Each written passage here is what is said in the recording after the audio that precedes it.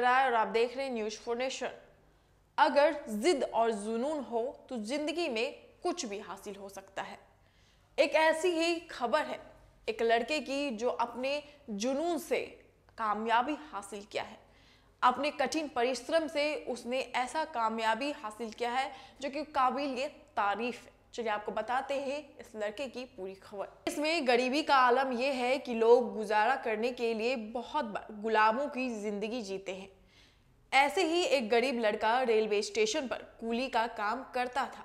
दूसरों का बोझ उठाकर वो अपने लिए 2 वक्त की रोटी जुटा लेता था, पर उसकी आंखों में बड़े सपने पल रहे थे। वो भी दूसरों की तरह सूट वूट पहनकर किसी दिन अफसर बने ये सोचता था, पर उसके पास ना घर था ना किताबें, नोट्स और कोचिंग जैसी सुविधाएं। लेकिन गरीबी और लाचारी में भी उसने हौसला बनाए रखा। वो रेलवे का फ्री वाईफाई इस्तेमाल करके पढ़ाई करने लगा। कड़ी मेहनत वाले काम के साथ वो पढ़ाई भी करता था और यूपीएससी के एग्जाम को पास कर गया।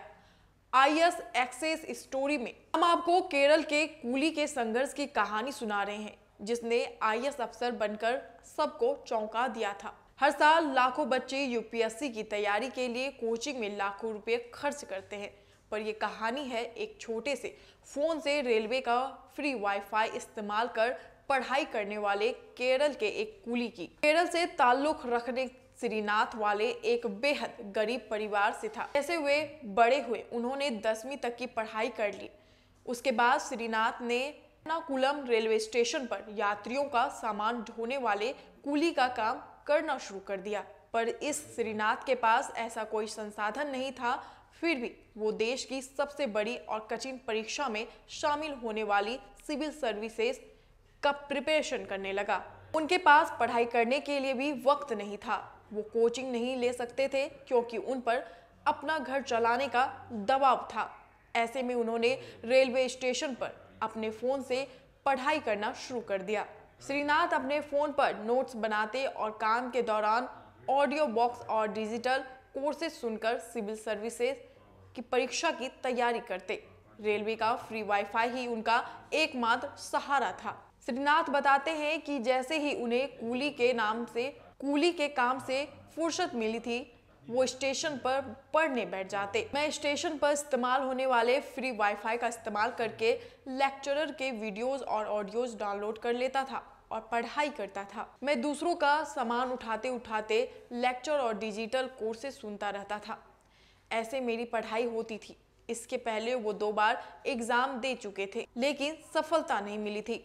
उन्होंने हिम्मत नहीं छोड़ी, आखिरकार मेहनत रंग लाई। रेलवे स्टेशन पर दूसरों का बोझ ढोने वाले स्कूली के संघर्ष और काबिलियत को लोगों ने सैल्यूट किया।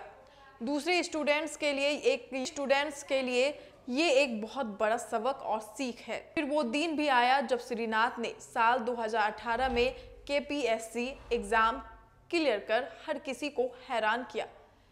पैसे से कूली श्रीकांत ने ये परीक्षा बिना किसी कोचिंग और नोट्स के पास की। उन्हें तीसरी बार ये परीक्षा पास की। तो ये रही श्रीकांत की कहानी, जिसने अपने जिंदगी में किस तरह से काबिलियत हासिल की। ये वाकई तारीफ की बात है।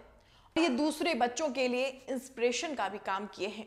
इन्होंने बिना किसी नोट्स और बिना किसी कोचिंग सेंटर के इन्होंने यूपीएससी का एग्जाम क्रैक किया। जहां लाखों बच्चे लाखों रुपए देकर एग्जाम की तैयारी करते हैं, वहीं इन्होंने सिर्फ अपने मोबाइल पर पढ़ाई करके नोट्स बनाकर एग्जाम को क्लियर किया। तो ऐसे ही वीडियो और खबरों के लिए हमारे साथ बने रहे। नमस्कार।